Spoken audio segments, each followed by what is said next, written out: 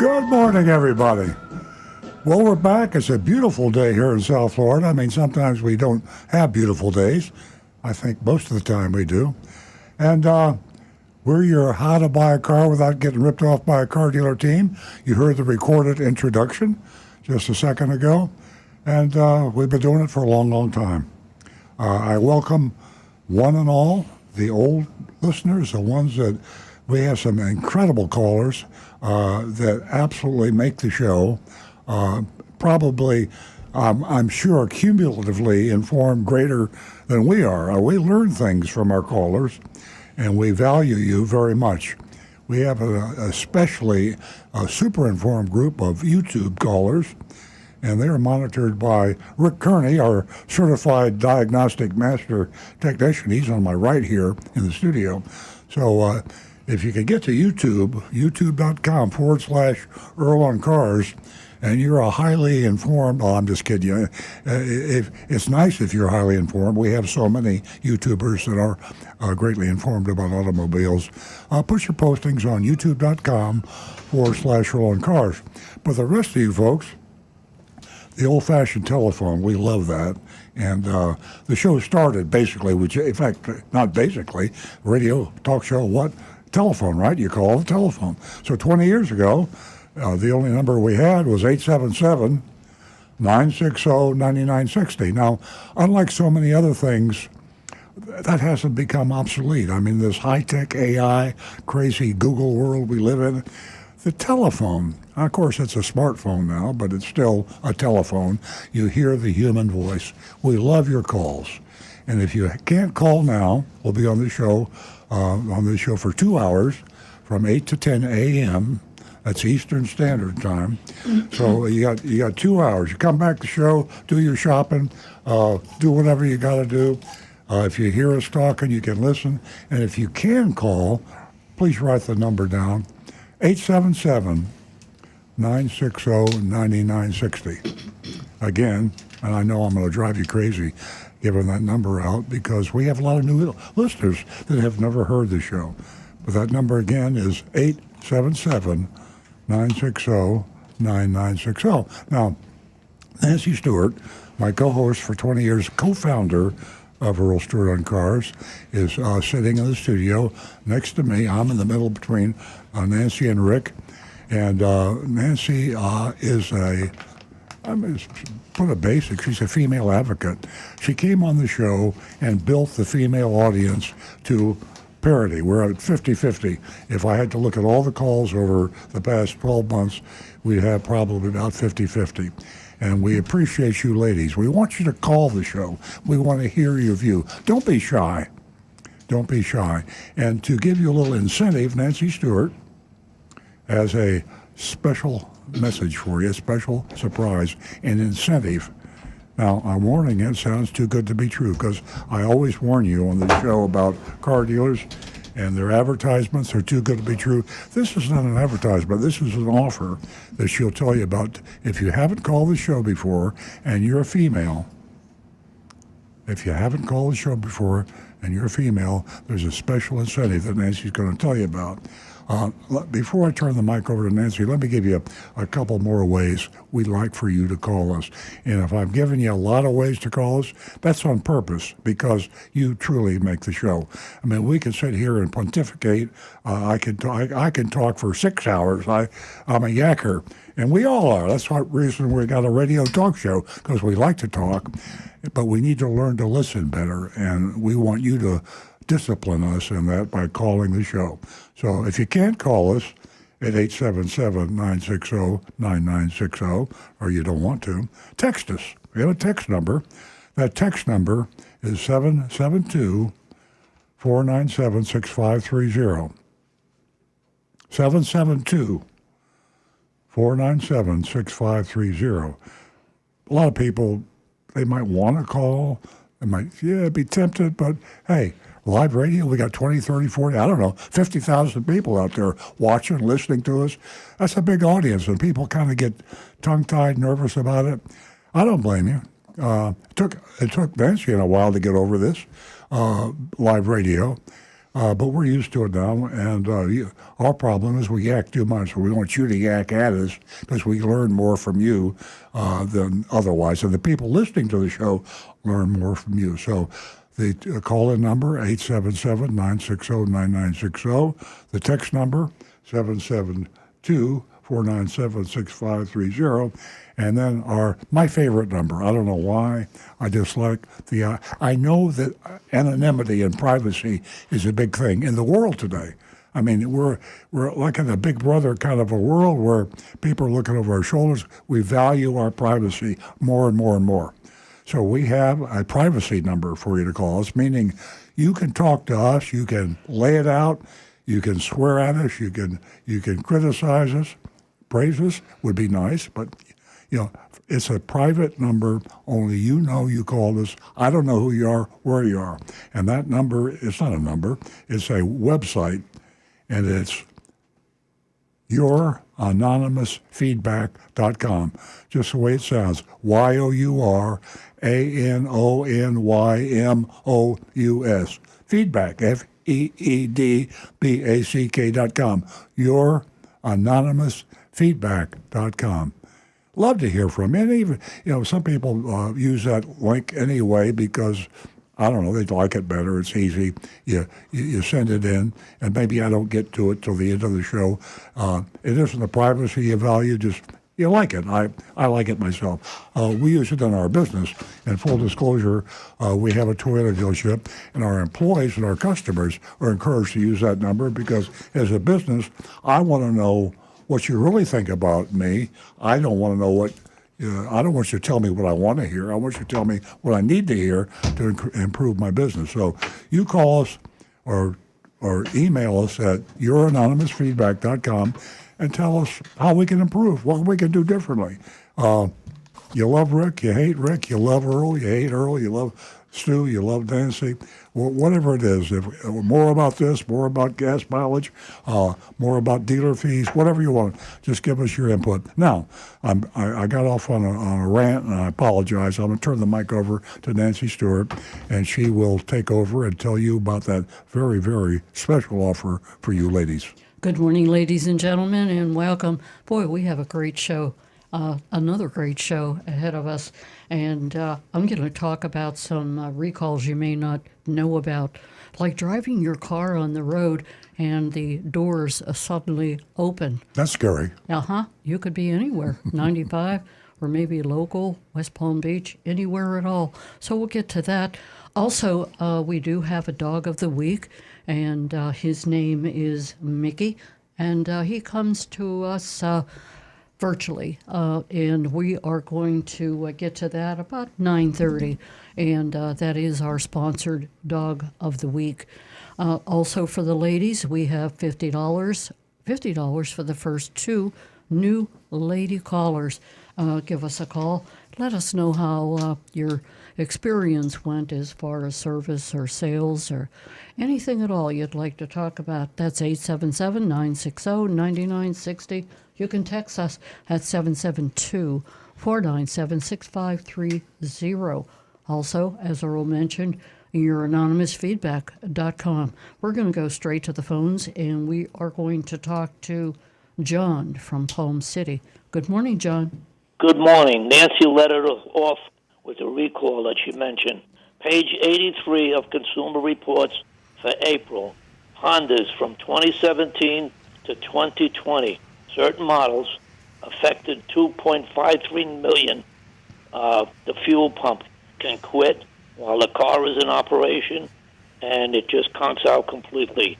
So they will pay for it, but my cousin got the notice in New York, and they don't have the parts, it says, until fall of 2024. Now, by the way, even some of the hybrids are affected. So this is a very serious problem that the car can totally quit on you. What I want to ask Rick, is this car one of them? It's in the fuel pump in the gas tank? Means they have to drop the gas tank to fix it? Yep. Pretty much any fuel-injected car, the fuel pump is in the fuel tank now because unlike the older cars that used a carburetor, you could have a fuel pump up on the engine and it would create suction to draw the fuel. Fuel injected needs much more volume and pressure up there, so you have to use a pressure system that can push it. The suction system just won't work. Well, That's why they had to put them all in. They're all in the tank now. Well, it says in the letter that he got, naturally they will pay for this in full. But what's scaring him is using the car. Now, here's what else goes on. And he's in New York State, and the car in April requires a state inspection, and from time to time, his check engine oil light on a dashboard appears, and his mechanic told him there's no way he will pass that car for the New York State inspection.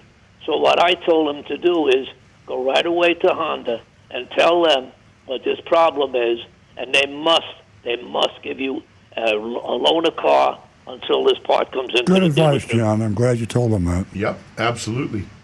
Yes, but this affects so many 2017 to 2020 cars.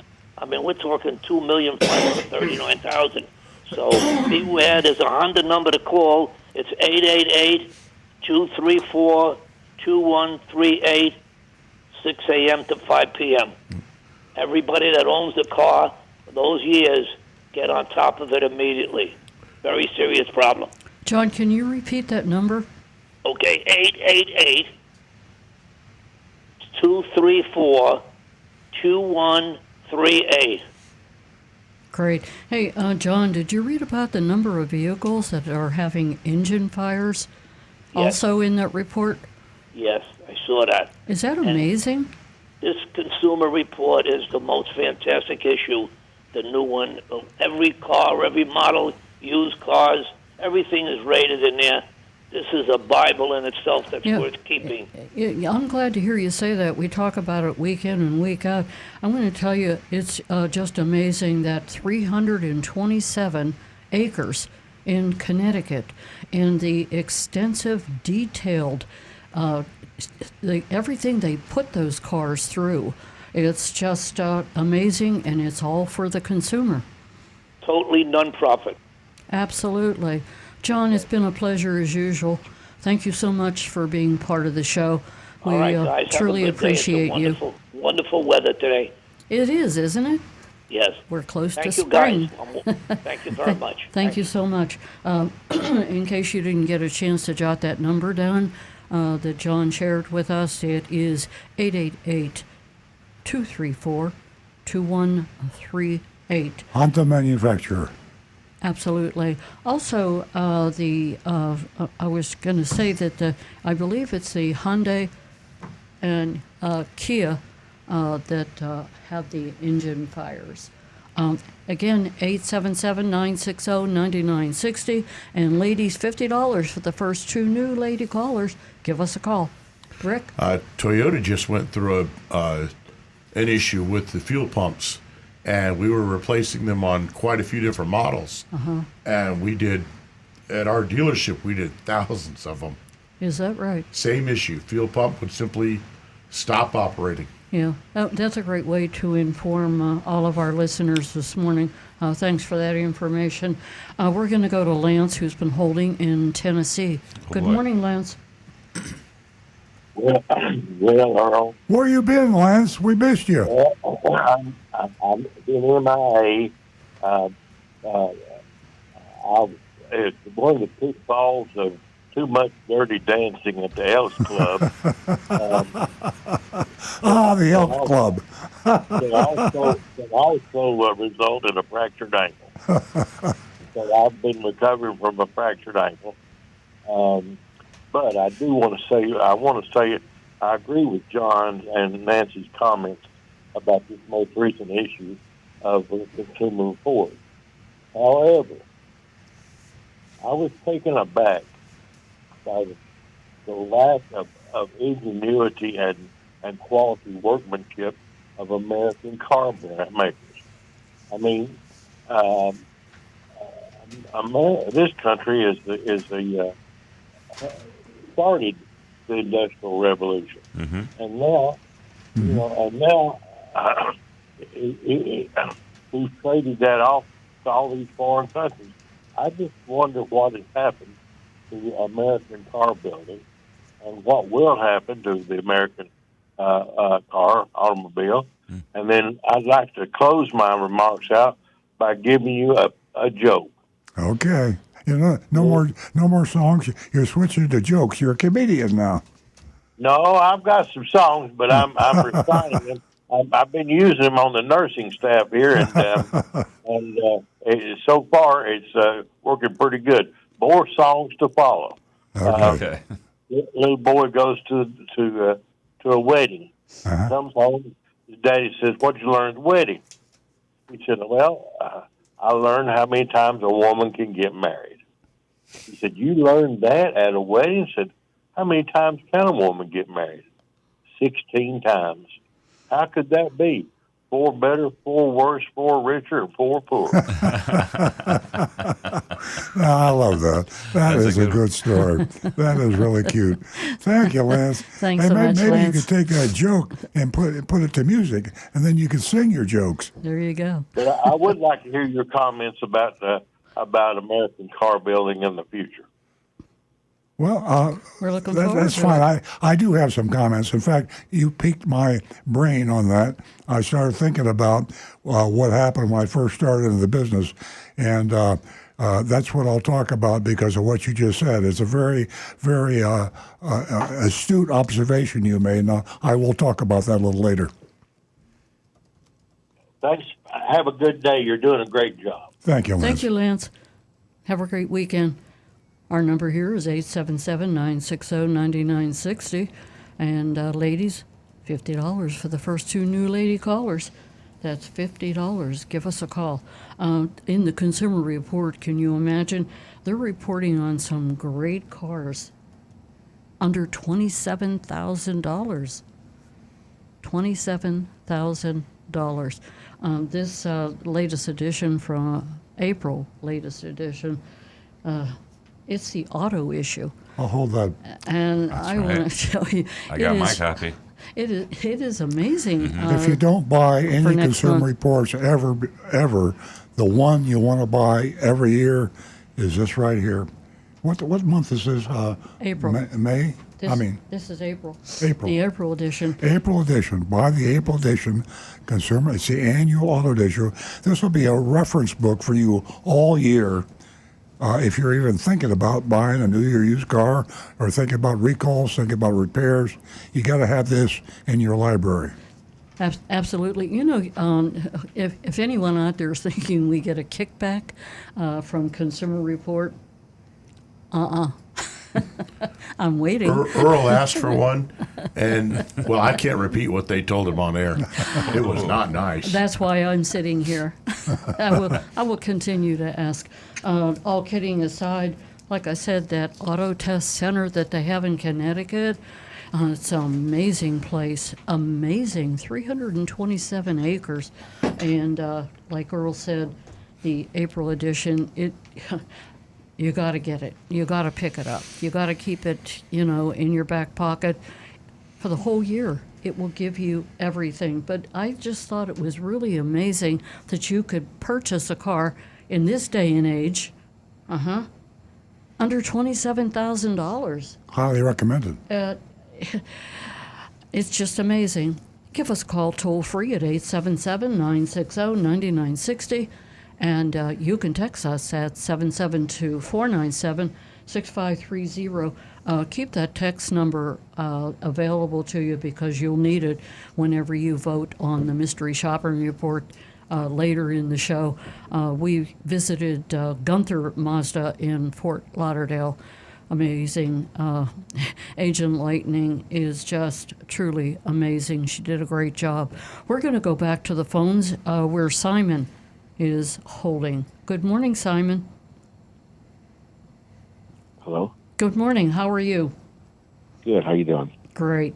What can we do for you this morning? You're calling us from Colorado? Yes, from Golden, Colorado. I've called you guys before. That's wonderful. Weather out there is beautiful. Yes, right now it is. What's up? My question is, it might be for Rick, but my question is on my sister's 2015 Jeep Grand Cherokee. She has a problem with the selector for the four-wheel drive. That I think it's right between the console. I mean, it's in the middle console there between the seats. And usually you push a button and it lights up the knob to select what terrain you want. It's not working. Do you know what could be the cause, and what is the cost for that? Ooh. Now, is it just the light that's not working, or it will not shift into four-wheel drive? Well, we can't tell if it shifts into four-wheel drive because when you turn it, it doesn't seem like it's doing anything, or it doesn't light up.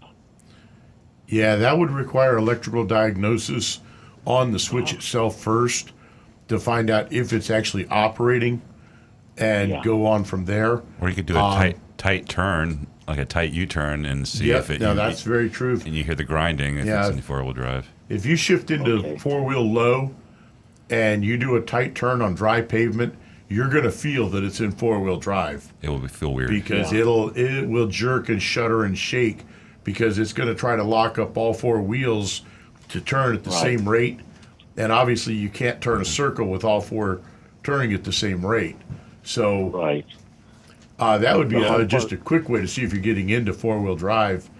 But yeah, otherwise, most places you should start with about $100 to $200 diagnostic fee for electrical to find out if that switch is actually operating.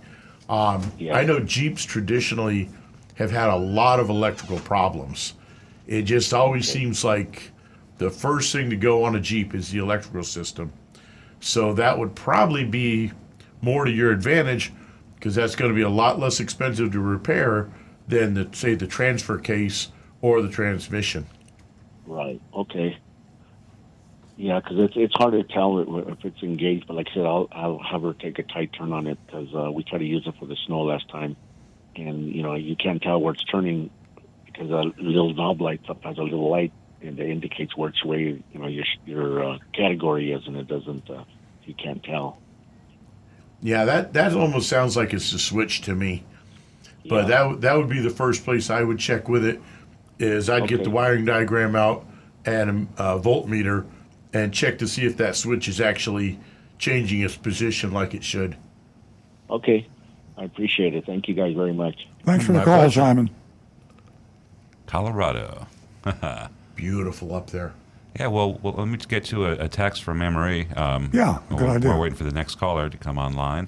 Anne-Marie says, good morning. I fell asleep with the TV on and awoke to an infomercial. I hate when I do that. An infomercial touting identity theft protection. This is what prompts the following questions. Has your dealership ever sold a vehicle to someone only to find out that it was a case of stolen identity? If so, what happened to the culprit, real person, the loan, and the vehicle? I don't think that's happened that we know about. If they did, it happened, they got away with it. I was going to say, the problem with being in business for over 50 years, things happen that you don't remember. Right. I would say, yes, it probably did happen. I mean, we've had, we had some very strange cases of cars stolen, this, but really, in the grand scheme of things, You're absolutely right. Percentage-wise, very small. Right. It would definitely, because it's not enough to, I can't jog a memory, and I've been doing it for a long time now, too, so it might have, Anne-Marie. But to answer your question, it's a crime, so if the culprit got caught, they'll be prosecuted with, whatever laws they broke. Yeah, our defense is so old-fashioned compared to what modern technology has done. I mean, think about it. What you have today, you can duplicate, you can manufacture anything. If you have an identification card, you can come in, and that looks anybody real. that wants to go to that trouble can steal a car with false identification. Right. So. Anybody who loves to start a life of crime and and become a fugitive, possibly. Yeah. If they finance it, the finance institution would probably dig deeper and probably reveal what's going on. But for a dealer, if you say you're a cash buyer and you give them a check and they're dumb enough not to verify the funds, they got a car and they can be in Puerto Rico before you know it. Yeah, when we finance cars, there are some protections we have to go through. These things are called red flag laws. And if anything pops up that indicates anything inconsistencies in the credit report, things like that, we have to do extra steps of verifying identification. But if they're not financing, someone can write in a check and legally, we don't have to care who they are. All right, let's go on to the next text. This is for Rick. My son's original radiator, this is from Nick, by the way. Nick says, my son's original radiator hoses on his 2012 Mitsubishi Galant are getting squishy, and he's thinking of saving a few bucks and replacing them himself. Is there anything to be aware of other than simply draining the coolant, replacing the 2 hoses, then refilling the reservoir tank? From Nick. Obviously, you want to make sure you dispose of the old coolant properly. The easiest way that I have found to do what's called burping the system, because you want to make sure you get all the air out of it, is once you've replaced the hoses, make sure the clamps are nice and tight. Refill it, up to the top with the coolant, and then put the car on an angle to where the radiator cap is at the highest point. So you park it on a slope. I'll park on a driveway, and just let it sit and idle. Listen inside the car. If you hear any air, sounds almost like water gurgling inside. You may have air bubbles in the heater core, so you want to let it sit and run till those air bubbles work their way out. Because it all circulates through eventually. And just keep topping up the coolant in the radiator. And once those hoses, the bottom hose and the upper hose, once they both start getting hot themselves and they feel like they're the same temperature, that means the thermostat is opened and it's cycling the coolant all the way through the engine and let the last of the bubbles out and cap it off. All right, Nick, there you go. But be very careful, though, because that coolant can get extremely hot. Okay. And never, once you've capped off the radiator, never open it until the car is cooled completely down, because that pressurized hot coolant can eject a lot. I always chuckle when Rick says things like that, because he's been in the business for 25 years, and I'm trying to figure out when the first time he figured that out the hard way. You do emphasize that I came close to it one time. A car that had a blown head gasket, and it was pressurized, but luckily the coolant wasn't super hot. Those are lessons you never forget, and I caught it full in the face. Oh, wow. Yeah. That must have scared the crap out of me. I got so lucky that I did not get burned. I know. Now we have your beautiful face still. I've had many friends, and that coolant just blisters instantly. Gosh. It can happen, folks, so be very careful with that. Is that a normal thing, though, for the radiators to get squishy? Is that an indication it's time to change them? Over time, they start to get soft. The oil from the engine, the oil vapor that's under there, will start to soak into that rubber over time. Make it gross. And over the course of years. And it's a good idea to replace them before they break and leave you stranded at midnight. Good thinking. Someplace where you got no cell signal and it's pouring rain. All right. Great information. Nick. Thanks, Rick. Yeah. We're glad you're here, Rick. You always have a lot of interesting information for us week in and week out. Ladies and gentlemen, give us a call toll-free at 877-960-9960. And ladies, $50 for the first 2 new lady callers. Give us a call. And when Earl opened the show, I mentioned the cars that their doors open. Yeah, their doors open while they're driving down 95, maybe, wherever you are. Jonathan was kind enough to pass some information along to me, and there's over 250,000 cars. This is amazing. What models are those? How do you not find this, right at your fingertips? He really had to research this. I spent the morning looking for it, but the information tells us, I'll get to you in a minute, Rick, that Ford recalls 250,000 cars because the doors open unexpectedly. That's frightening. All the doors, front doors, rear doors.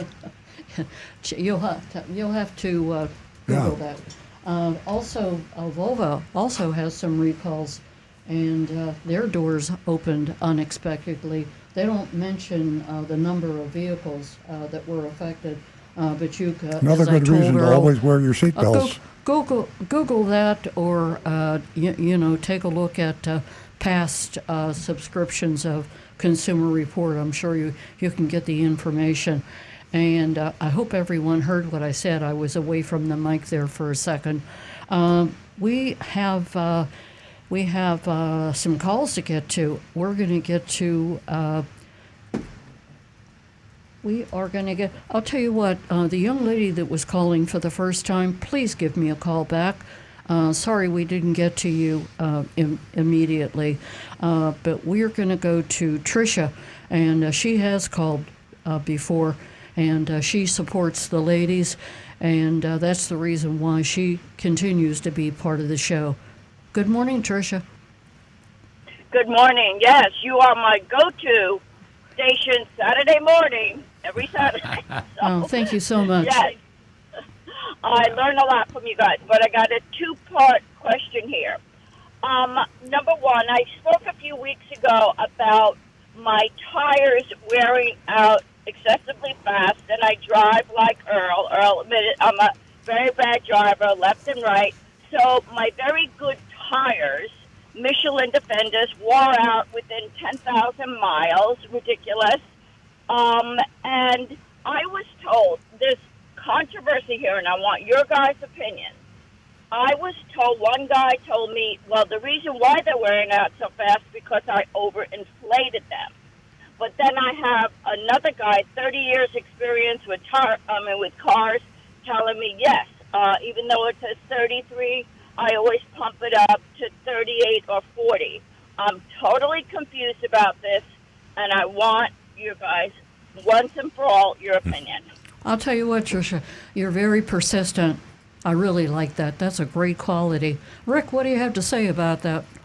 There are two sets of numbers that you're going to want to investigate for your car.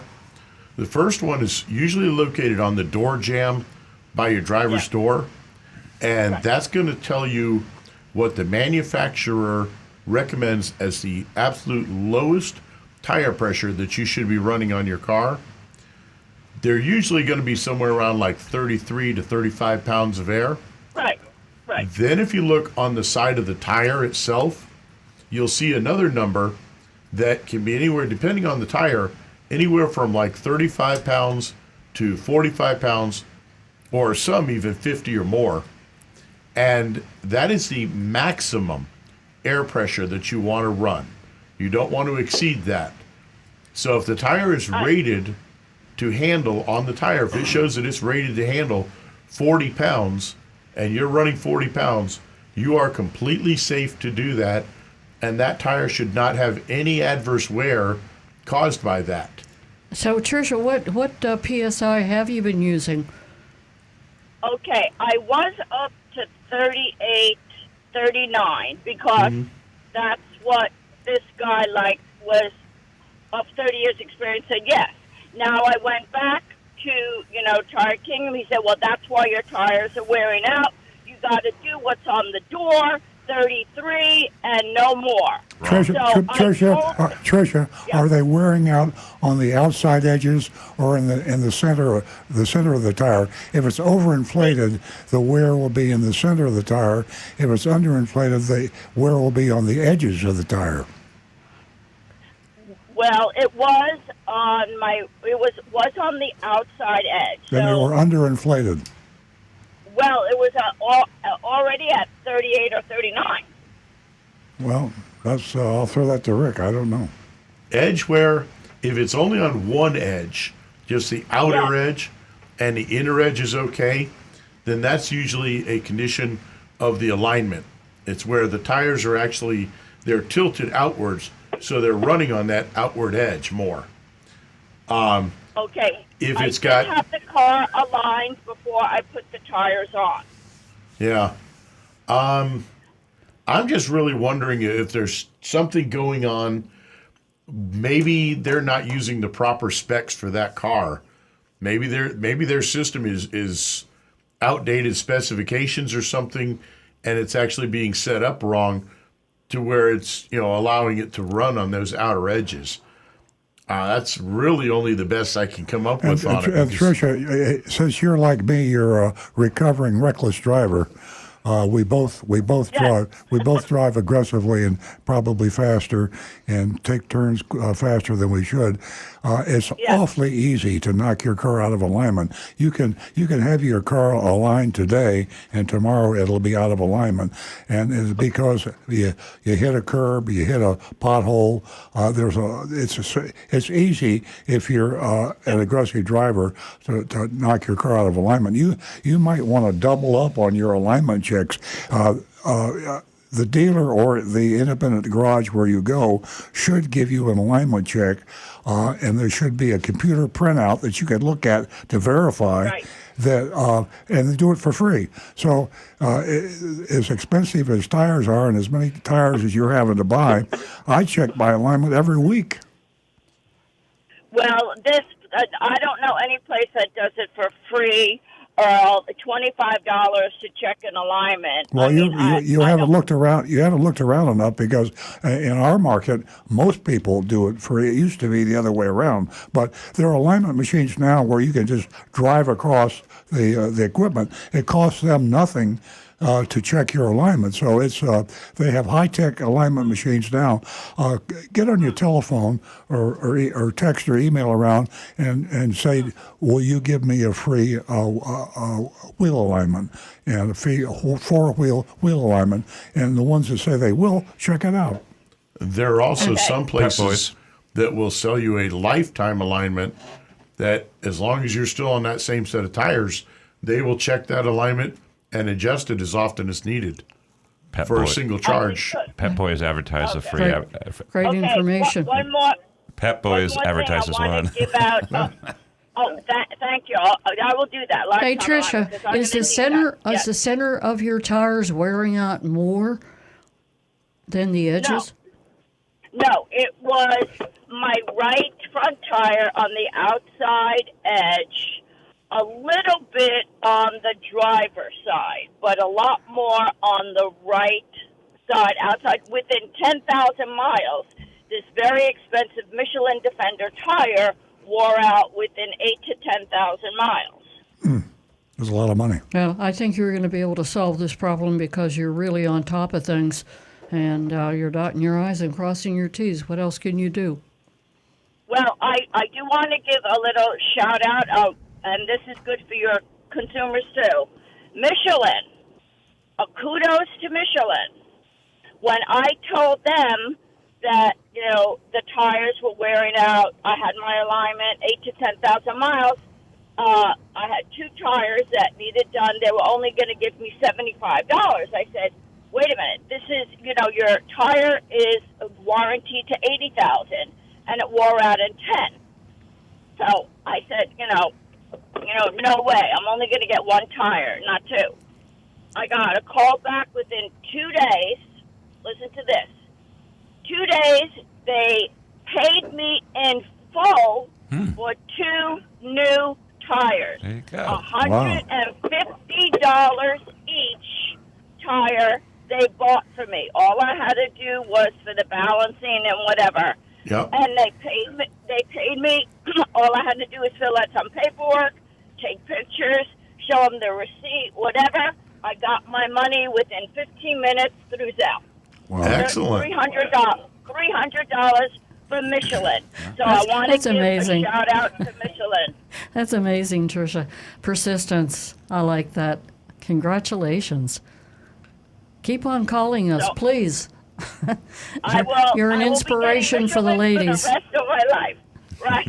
Thank you, guys. You're welcome. Thank you. Thank you. That's pretty 877. smart on Michelin's part. Isn't it? Before we get off that subject, I hope you're still listening, Tricia. I just Googled free 4-wheel alignment near me, and our studio is in North Palm Beach, and I came up with Tires Plus, Tire Kingdom, and St. Lucie Battery and Tire. So you probably have a Tires Plus or a Tire Kingdom somewhere near you, and they do free 4-wheel alignments. Free, no charge. Great information. We are going to go to John in West Palm Beach. Welcome to the show, John. Welcome back. What can we do for you? You go, John? John in West Palm Beach. West Palm Beach. John in West Palm. Yep. Oh, okay, very good. All right. This is for Stu, or maybe Rick. I forgot, but you were just talking about radiators and the heat, the pressure, and all that.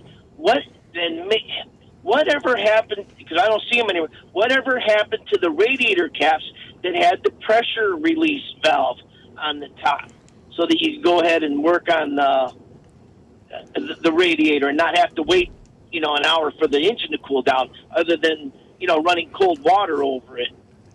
Yeah, they kind of went by the wayside because they would leak so easily that you'd lose your coolant out on the ground. So those kind of, they went away. As a matter of fact, the newer systems now, the actual reservoir, the backup reservoir system is included in the pressurized portion, and the cap on it, there's a big air gap in there. So you can actually, if you're very careful, you can loosen that cap and release that pressure even while it's hot.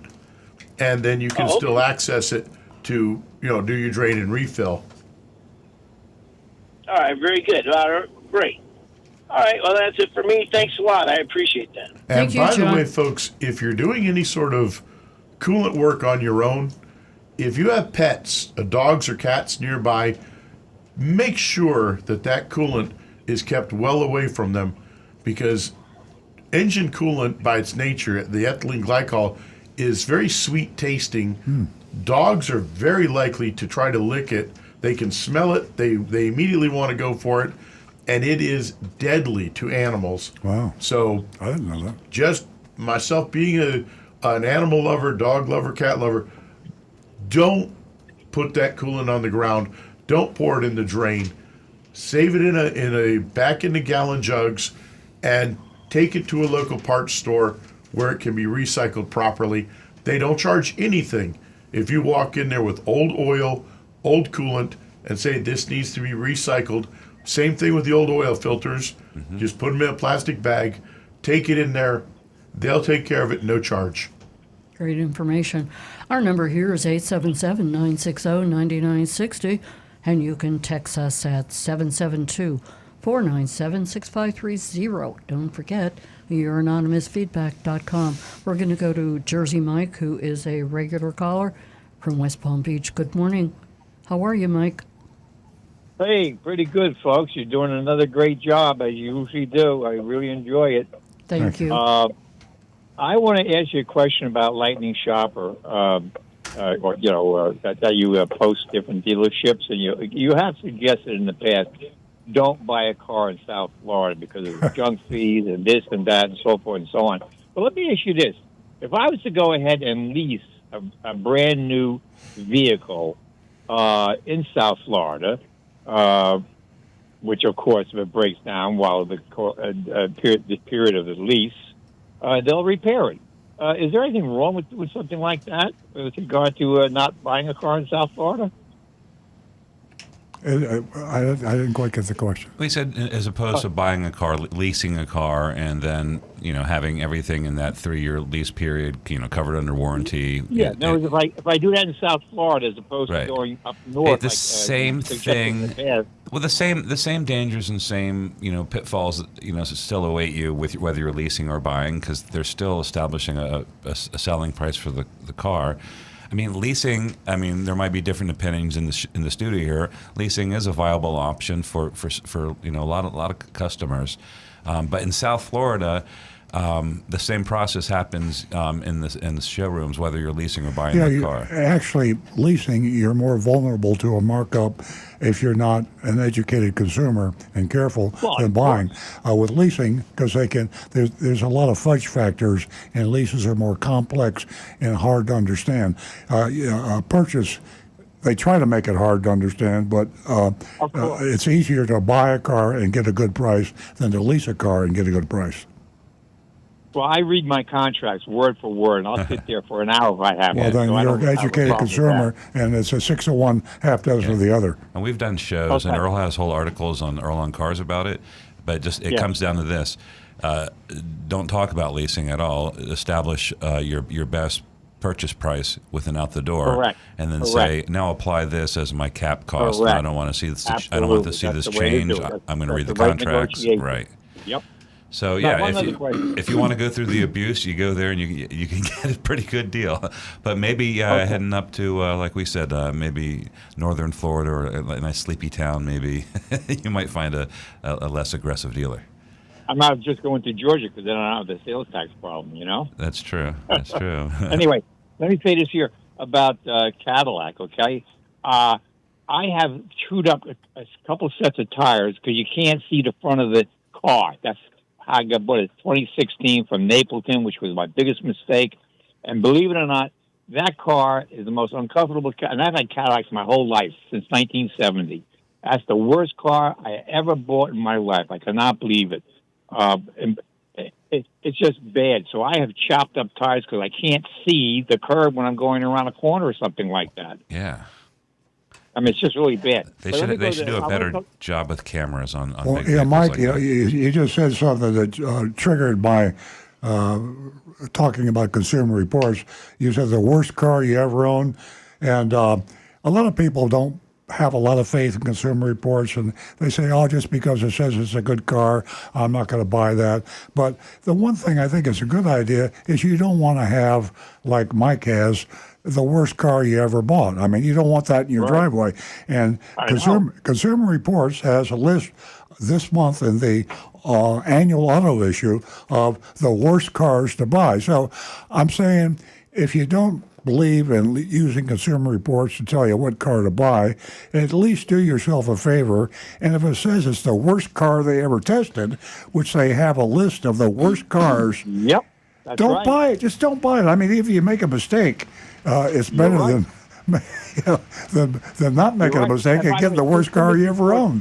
Yeah, Consumer Reports has a past article about Past magazine out where they talked about buying used cars, and they rated all the used cars. Yeah, exactly. And they, from number one, all the way down to the bottom. Absolutely. me I say was something about listening Big to Dog you, Ranch. Mike, and you were answering a lot of yeses. It sounds like as if that you're not only a educated consumer, but you could join us right here in the studio if you have some extra time. Well, I always have extra time. I'd love to be there. Yeah.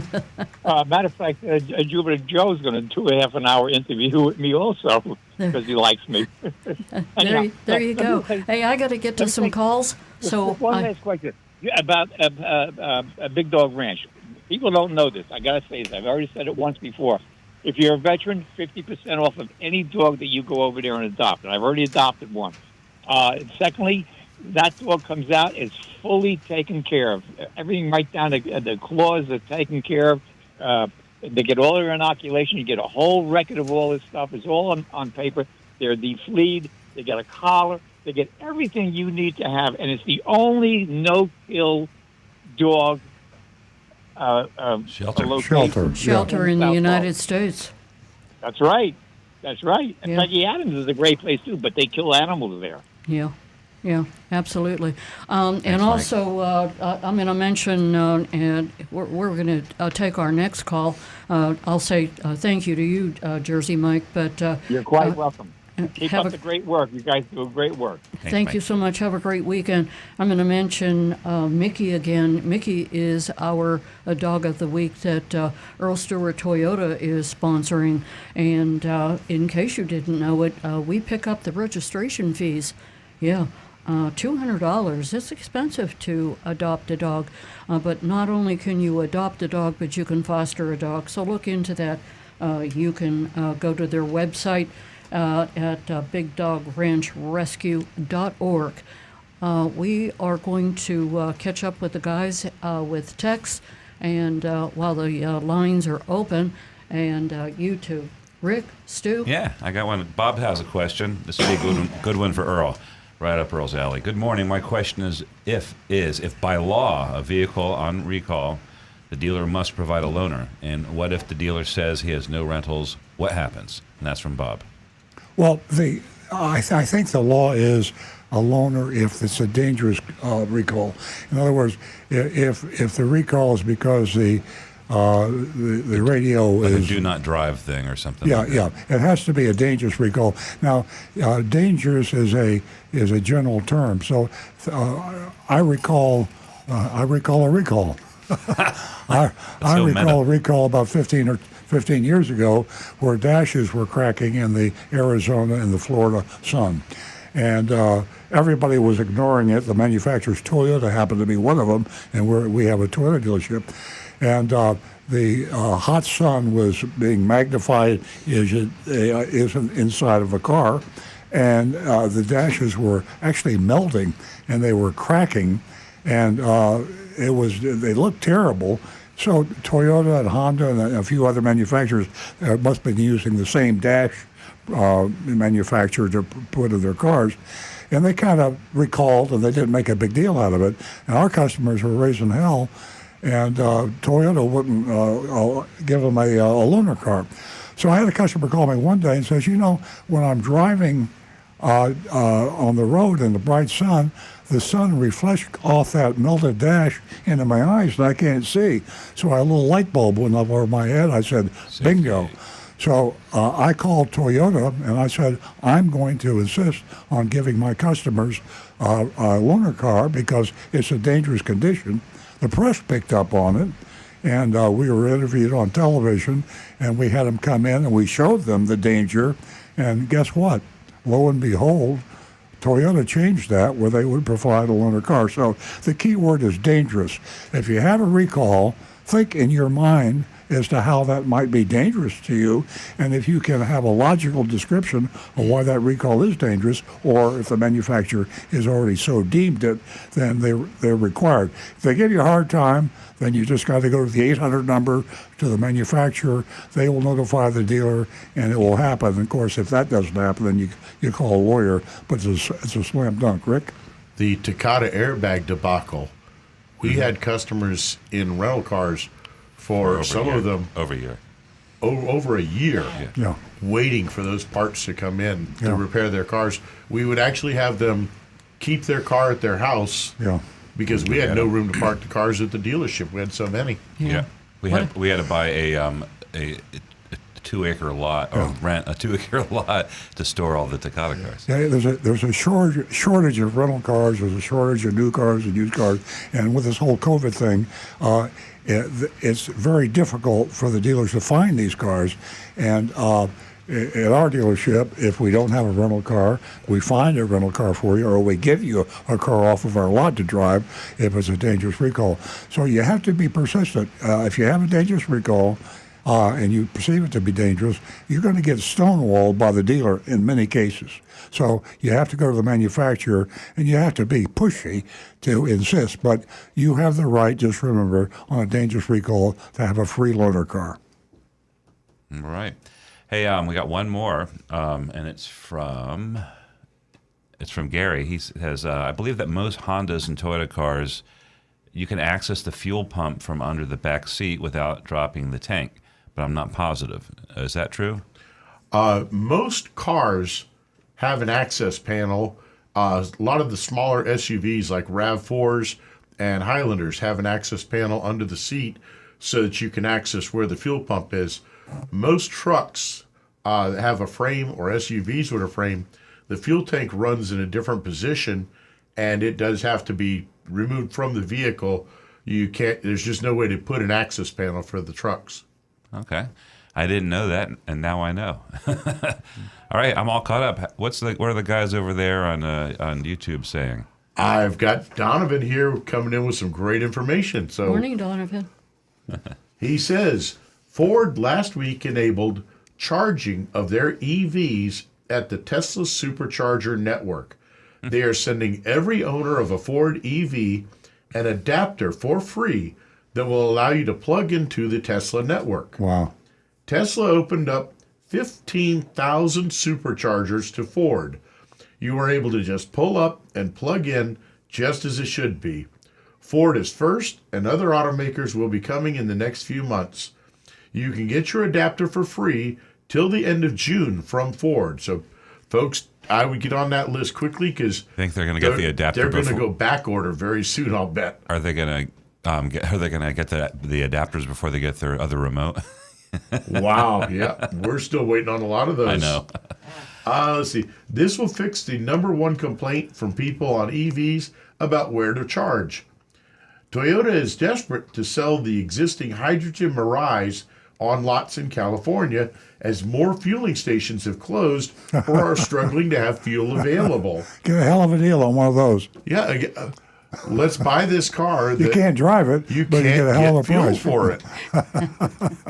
They are now offering $40,000 cash incentive on the vehicle, plus a $15,000 fuel card, which basically makes the car free. Wow. Until you can no longer get fuel and it becomes a free lawn ornament. There you go. Right, you were laughing. I mean, Toyota's a great company, but they really. I can't use the expression I want to use, but they really messed up there on that. It was a great idea. Yeah, seemed like a great idea at the time. Couldn't work because you got no fuel for the vehicle. Yeah. You have it. It's everywhere. Yeah. You just got to get it into the vehicle. Yeah, there's just that one little catching point there. Right. Little my sticky goodness. point. Yep. And let's see. By the way, Johnny Z. Fradley says, I remember installing an aftermarket stereo system in a Lexus that the dash had turned sticky. Yeah. Yuck. What a mess. Yeah. And Johnny, I hear you because I replaced a lot of those dashes and I worked on a lot of cars with that sticky melted dash. And even just touching it, you could set your hand on it just with the lightest pressure, take your hand away, and your fingerprints would be embossed in the dash. Yeah, I just had another flashback of that. I think I said earlier on the show, one of the reasons Toyota loves me and they hate me. And one of the reasons they hate me is because things like I did with that melted cracked dash, turning it into a danger because a customer said it was a danger, and it was. And a flashback, I had a call on Saturday evening. That was back quite a while ago because I was still smoking cigars. And I was sitting on my back patio with my scotch and my cigar, and the phone rang, and it was a top executive for Toyota calling me from, at that time, their headquarters were in California. And he wanted to know why I was talking about this crack dash and why Toyota should be giving him loaners, and why I was giving, what I was doing is I was giving the loaners and I was paying for it. And he says, by doing that, you're making all other Toyota dealers look bad. I said, well, I'm sorry. I said, but it's not my fault. I'm more concerned about my customers. So that was on a Saturday night, and it was the next week that Toyota announced nationally they were going to be providing free loaners. So he was trying to shoot the messenger so he wouldn't have to provide free loaners to all the cars, because that's a very expensive thing. I mean, they had a lot of cracked dashes out there. So, again, love-hate relationship I have with Toyota. Actually, more love than hate, I have to be honest with you. I think they're the greatest auto manufacturer in the world, and for a lot of reasons. And they've been right when I've been wrong. Matter of fact, there's a article in the New York Times, it'll be in the Sunday New York Times, it's online today, about the fact that Akio Toyota figured out that the hybrid was the name of the game and the electric vehicle was off in the future, and they have the best best hybrids, and they're leading the industry now. So, as I say, when you're a big manufacturer and you're a successful business, all you have to do is be right more than you're wrong. And Toyota, for sure, is right far more than they're wrong. Okay, where are we? Well, I'm all caught up in messages. Actually, no. Hey, one just popped in right here from Lane Cats. Good morning, Earl, Stu, Nancy, and Rick. You have a great show that I've listened to while I'm driving to the synagogue. I emailed Earl and Nancy in February. Did you receive any from Lane Cats? Well, I'll go back and double check and make sure that we didn't miss anything, if that's the case, and we'll get back to you, Lane. I'm all caught up. Okay, Sounds very good. And Email us and let us know too. when you sent in your last email. The name sounds familiar. Rick, what did We're caught up here right now. I've got. sounds Let me good. jump in here. Here's a cute story. It's a good story. On the way to the studio this morning, Nancy and I, we pulled up in front, and we both got out of the car. We're running a little bit late, and Nancy said to me, "Did you put it on doggy mode?" I said, "No, I forgot. I'll do that." Now we drive a Tesla. And the Tesla has a feature called doggy mode.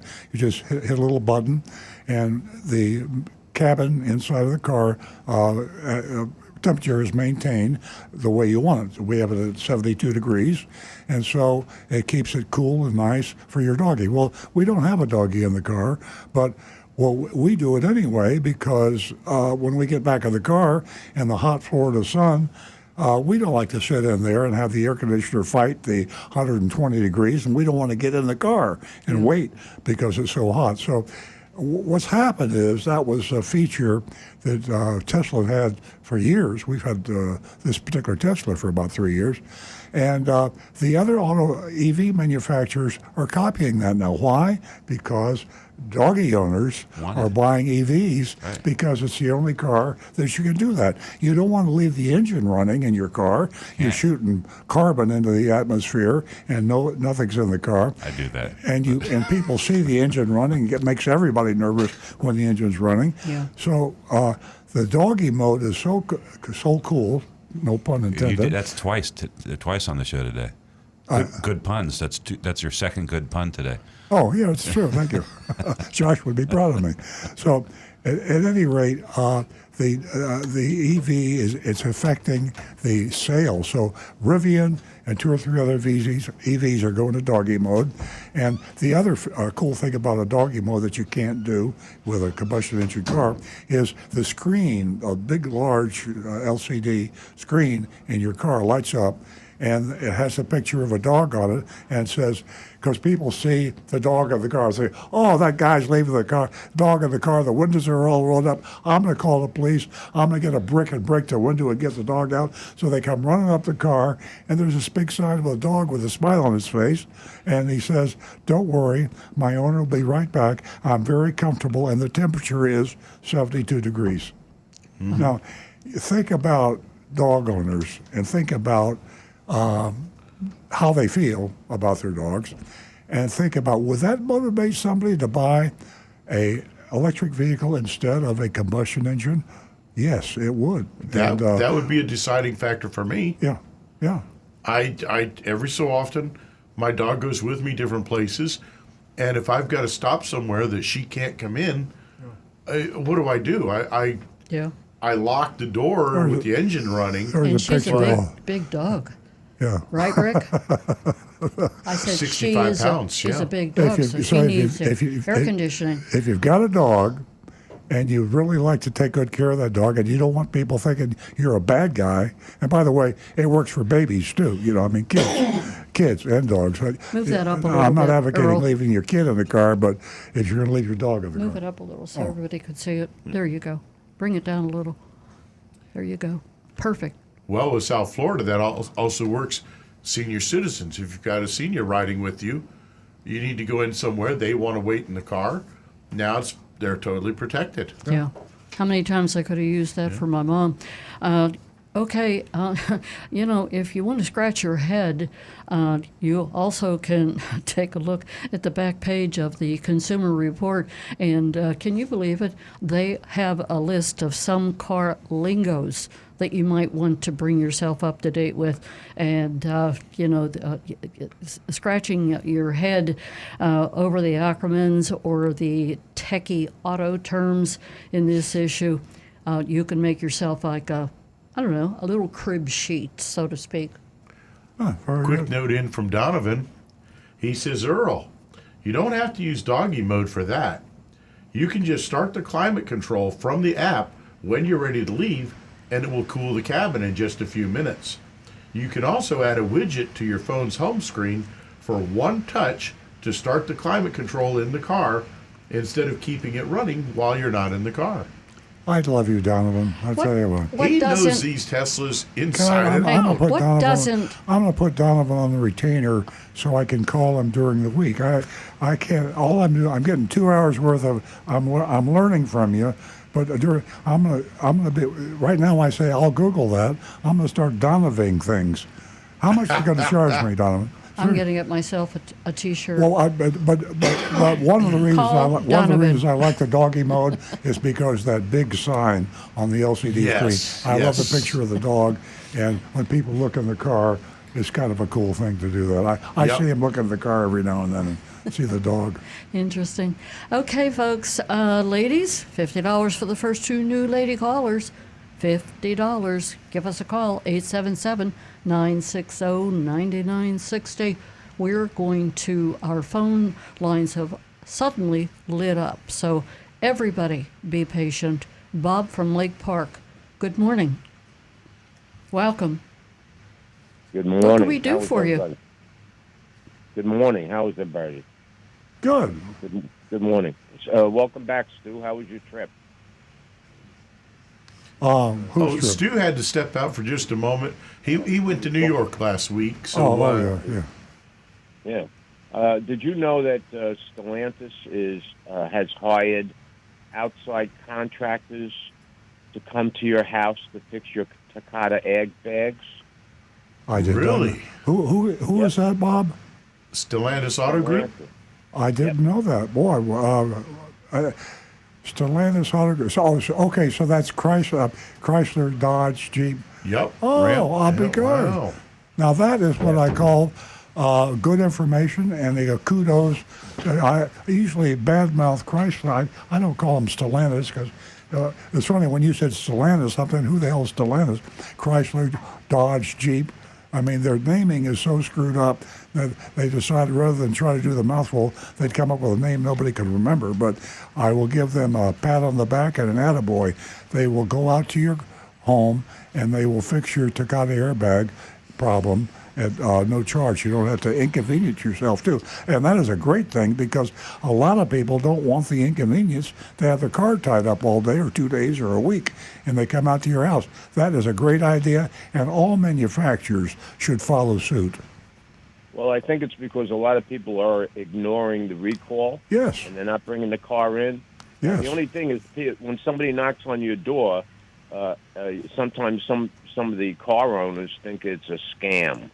Yeah, that's true. But, contact by email, text, confirm the appointment, come out. I've had Tesla come out to my house and tried to fix my windshield wiper washer, but they didn't get it fixed. So I know I got to bring it in. But, I love the idea, especially on a safety recall.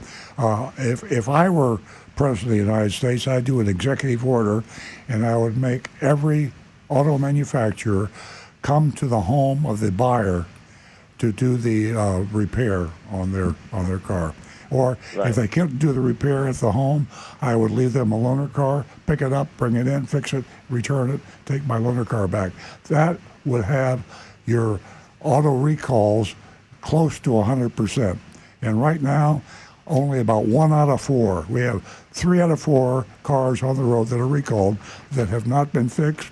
And they don't even know it needs to be fixed. They sell the car to somebody else that doesn't know it has a recall, and they drive the car. It is a mess. And thank you so much, Bob, for that information. I want to talk a little bit about Consumer Reports too. They give. I like Consumer Reports. I don't take everything they say as Sure. I take it into consideration, Sure. but I don't. There Sure. are something what they do that I disagree with. But I will say one thing: there's a little bit of a conundrum.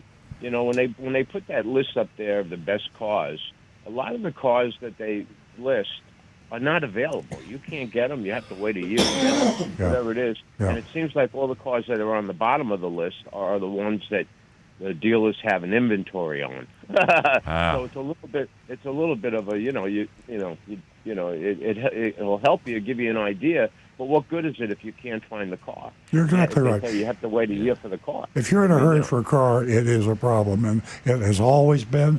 The dealers thrive on that. They want you to be in a hurry for a car, but in fact, that Consumer Report says in this very issue about buying a car, you're better off to order the car you want and wait for it. Of course, easy for them to say when they tell you it's going to be a year. But it's not that bad anymore, and cars are becoming more and more readily available. Inventories are climbing. Prices are coming down. So, in general, try to find a car that you can order to your specifications and get exactly what you want. It eliminates the flim-flam and the addendum stickers and all the other BS. And it's a more civilized way to buy a car. Dealers want you to walk in, get emotionally involved with the car, and take it home and pay too much for it. That's the system today. We got to get that changed. Well, my other point is, if you look at the list that Consumer Reports does with the best and the worst, it really hasn't changed all that much in the last 10 years.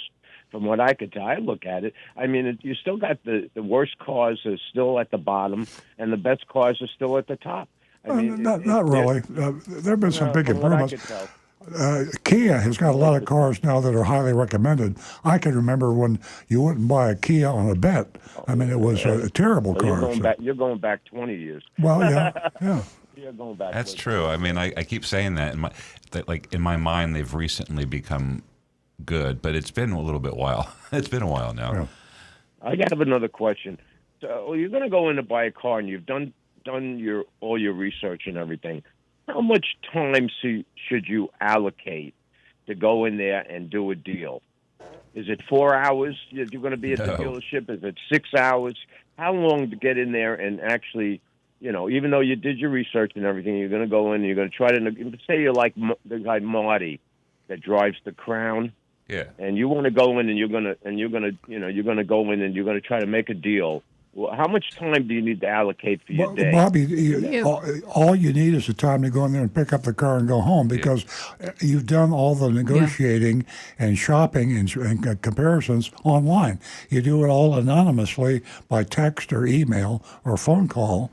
And so when you go into the dealership, you're just going in to pick it up and take it home. You had to pay them, of course. So you have your check made out. You got an out-the-door price. You say, there's my car. Maybe you want them to wash it again, but you should be out of there in less than an hour. Yeah, and also a test drive is very important also. So the time the question that you asked, from A to Z, it's very, very short. Really? But what if you're not going to go through that process? What if you want to go into the dealership? You're not going to do it online. You already saw they have the car that you want. You did that research. You know what the price is. You want to go in and do a deal on the car. I really think that if it were me who was going into a dealership, first of all, I know what I want. Second of all, I know what I want to pay for it. I know what color I want. That's it. You have it or you don't have it. You can accommodate me in all three sections or not. Right, but you still got to do all the paperwork. Right. So, Marty... well, it just depends on how much time you want to put into it. There are people who like to walk around the dealership. They're there all day. And it's whatever you're interested in, you can be accommodated. But you're in control. All right.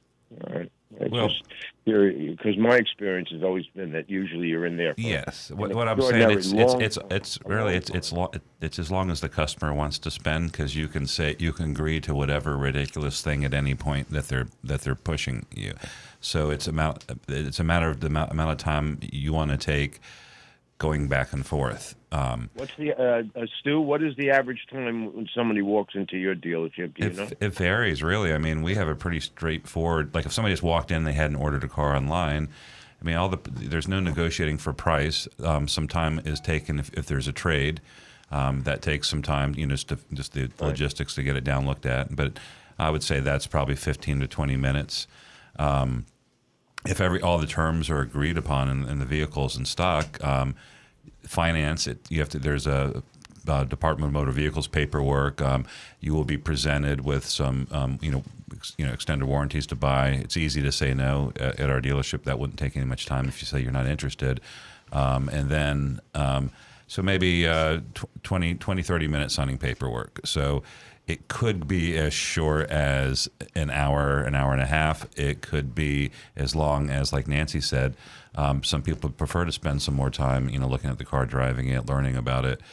So it's really up to the Well, you customer. separate the demonstration ride, you separate the evaluation, and you should drive the car. But you can drive a car from a rental company, you can drive it from another dealership, but you consider that part of your research. Yeah. When you walk into the dealership to buy, you've could do already it. driven the car. All the paperwork Okay. without a trade should take under an hour. Okay, guys. Hey, listen, Bob, one more thing that I believe in. Keep that trade separate. That should be taken care of long before you decide to purchase a car, and get yourself 3 estimates. Bob, it was great speaking to you. Thank you for being part of the show every Saturday. Okay, don't forget to spring ahead. Oh, that's right. I think it's done automatically for us now. Spring, My VCR, spring. I might have to go to my VCR and do it manually, though. Hey, have a good Stu, Thank you, Bob. Your VCR We're is going to still go to blinking Paul 12. It in is. Lake Worth. Good morning, Paul. Yes. Hiya. Hi. Good morning. Good morning. Morning. I listen regularly. I don't call regularly. And from the Department of Nobody is Perfect, Carfax. I have to jump on Carfax. Now, I like Carfax. I love the Earl Stewart Toyota. But I found out that Carfax does not give you a complete service history. Now, I happen to be obsessive compulsive about the maintenance on my old Lexus. Every service in the owner's manual I have done at Earl Stewart, because I know the service will be done correctly, and it will also be listed on the Carfax vehicle history. However, about a year ago, I had my car serviced at your dealership, including rotation, alignment, and wheel balancing, which I religiously do every 5,000 miles or 6 months, doesn't matter what. So anyway, I had it done at your dealership. When I drove home, car was pulling to the left. Took it back, had it redone, drove home, the car was pulling to the right.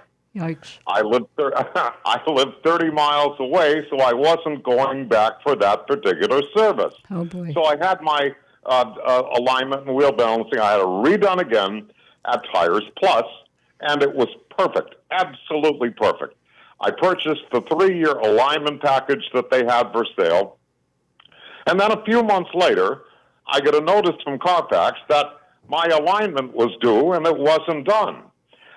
What I found out was that the alignment service was not on my service record because Tires Plus does not pay Carfax to be part of their reporting system. Shame on Carfax. Shame on you. Paul, I'm not sure. that, I'm not that's sure. not true. I'm not sure that you need to pay. We don't. Carfax. Carfax has a service that dealers pay for, which is advertising. Right, we don't pay but for the feed. But we do submit our information to Carfax so it can be recognized in the maintenance on that vehicle. The only maintenance information Carfax has is that information that the dealer will submit. Now you don't have to pay them to submit that. So what Stu says is they do have a follow-up because it raises a questionability of the objectivity. That's the reason I love Consumer Reports. I couldn't pay Consumer Reports any amount of money to let me use their name saying they endorse our car.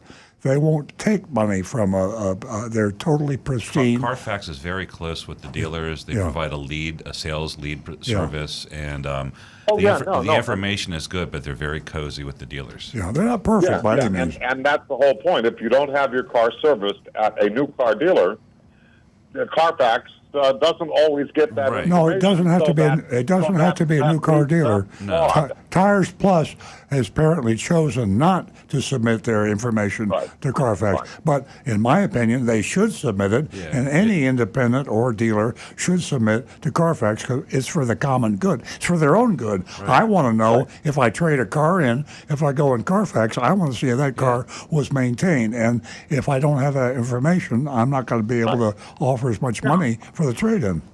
Right, and understand, I keep every receipt. Every service I have, I don't know which end of a screwdriver to use. So I have to have everything serviced by a professional, and it really upsets me that I couldn't get Carfax.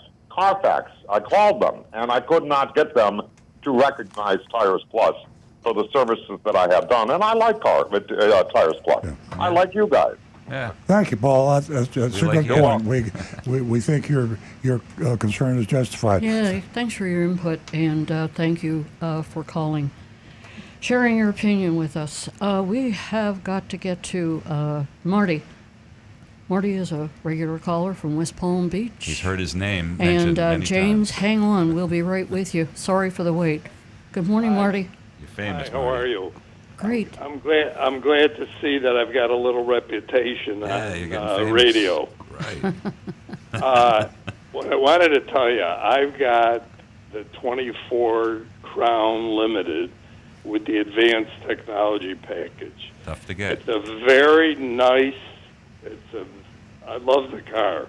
I've only had it a month, but I love the car. Do you? The only thing my question is that either Stu or Rick, the car is so smart that under the speedometer, you get little notices like your eyes are not all the way open. Right. That's That's safety features. I don't think it will. I don't. Usually when I drive, I do have to say this: my eyes are open. I have not had any case where I drive with my eyes closed. But it thought you did. Yeah. Okay. So. Well, if your eyes are closed, you couldn't see the warning anyway. That's true. It's true. Earl is correct. That's number so, this is very interesting, Marty. Very interesting. It's so smart when you come to a school zone. And the other thing, it tells you entering a school zone, entering a crosswalk area. That's right. When you come to a stop sign, it shows you a stop sign. Yeah, it gives you the speed limit. Yeah, and the speed limit is on the dash. And if you're going over the speed limit is in red. Right. And if you're going the speed limit We or can under, disable that it's in for you white. if you'd like. So all I'm saying is, my question is, if I were to find out how to turn off all these... Yes. Okay, that's not going to affect anything else other than warning you that you're not paying attention. It'll also notice, it's really neat, it's not just in Toyotas, other manufacturers have begun to introduce this. If you're not looking at the road, you're looking down or out the side window, it's going to alert you. But and Marty, here's something I thought you would maybe compliment the Crown on. Nancy and I read an article. In fact, Nancy's getting a Crown shortly. An article that said that the Crown actually has figured out that people want a knob to work like a knob should be, a switch to work like a switch should be. They don't want the magic of things flashing around on LCD screens. They want to dumb up the system where it'll do everything you want it to do, but do it in an intuitive sense and not make you scratch your head, get the owner's manual out every 5 minutes. So we love that idea. Have you seen that in your Crown, that some of the controls were in an area where you expect they should be or would be? Well, the only thing I do is I listen to just a few radio stations. So usually it's on when I come into the car, or it says enable the radio if I turned it off. But my driving is very simplistic. I mean, I go from point A to B. I'm not using it probably, but I do agree there's probably features in there that I'm probably not even using. Mm-hmm. But what it did have when I first got the car, I don't know why, because I know where I'm going, but I wanted to put a compass there's no compass like there was in my Camry. I think there is. I think There is a compass in there, Yeah. but you got to get it on one of your screens. on the multi information That's display. right. So I was able to get that on the screen. So I leave the compass on, There you go. and on the other side, it's just telling you, more simplistically, how many miles you're going and whether your car's got gas. Yeah, in exactly. Do You you got have- yourself a pretty sophisticated vehicle. I'm looking forward to mine. How do you it's like very- How do it's you a like beautiful those car. screens? How do you like the large screens? Is that great? Yes. And also the wheels. The wheels are just unbelievably large. Yeah, and so far I got a little under 1,000 miles on it, but I've been checking, and I've been getting about 41 miles to the gallon. Fantastic. What color did you get? I call it gray.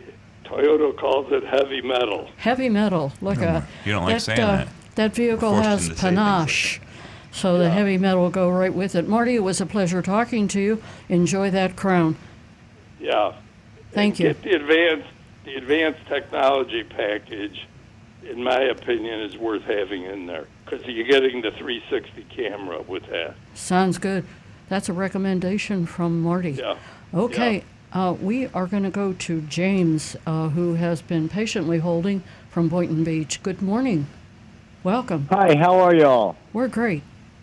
Great. Listen, Nancy, Earl, Rick, Ed, all, you guys put on a great show. I started listening a couple of months ago, and I was like, wow, these guys, they're diversified. You don't just talk about Toyotas. I think it's terrific. You're interested in cars. Yeah.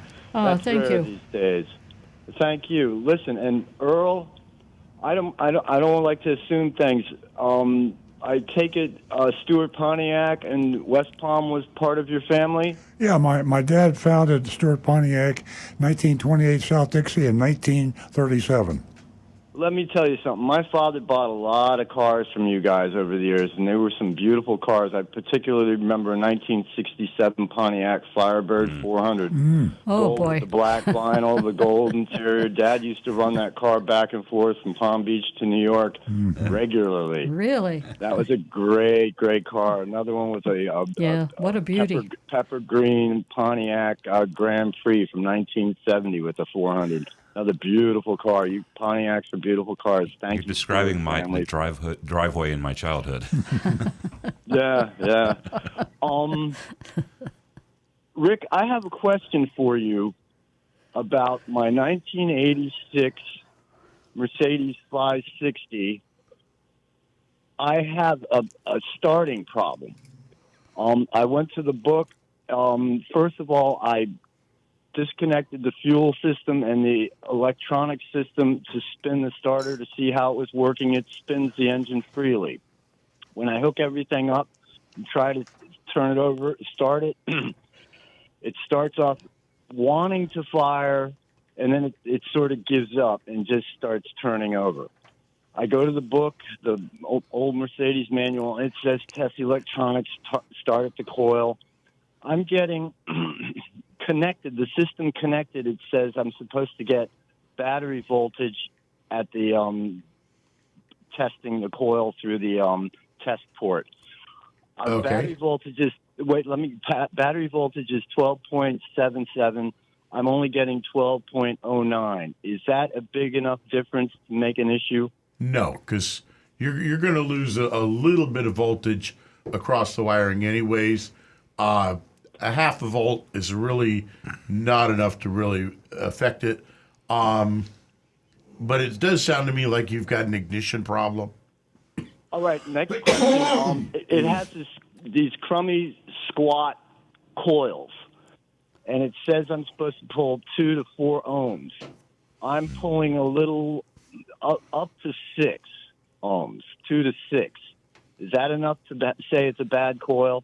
No. Again, that's pretty negligible because that an extra couple of ohms could be just where your probe is actually touching the contact. That can even have an ohm or two of resistance there.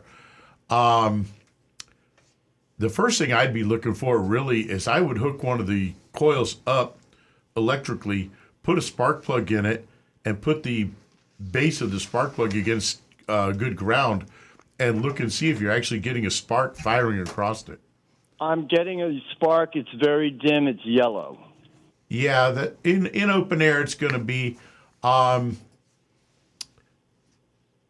Unfortunately, I am not as familiar with the German cars. I understand. But yeah, if you're getting a good spark and the timing is right, the next thing to check would be to start looking at fuel. Okay, cool. James, also Google it. It's always amazing when I Google something. There must be 25 or 30 Google answers to why a 1986 Mercedes 560 SEL won't start, and it's amazing to me. Apparently, there is a chronic problem with the 86s, but you got more answers than you could deal with if you Google it. Yeah, I've been through all of them, and I get a lot of nothing. Yeah, you get a lot of that too.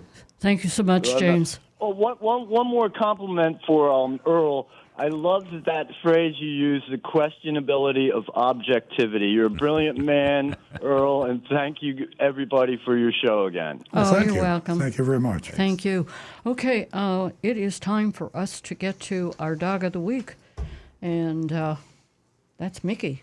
Mickey's 2 years old, and he's a Labrador. He's really cute, and we have a video that Jonathan will queue up, and you can take a look. And remember, $200 you can save because we pay the adoption fee for Mickey. Mickey. One of his last names is Donald. Hi, I'm Natalie with Big Dog Ranch Rescue, and today I have Mickey.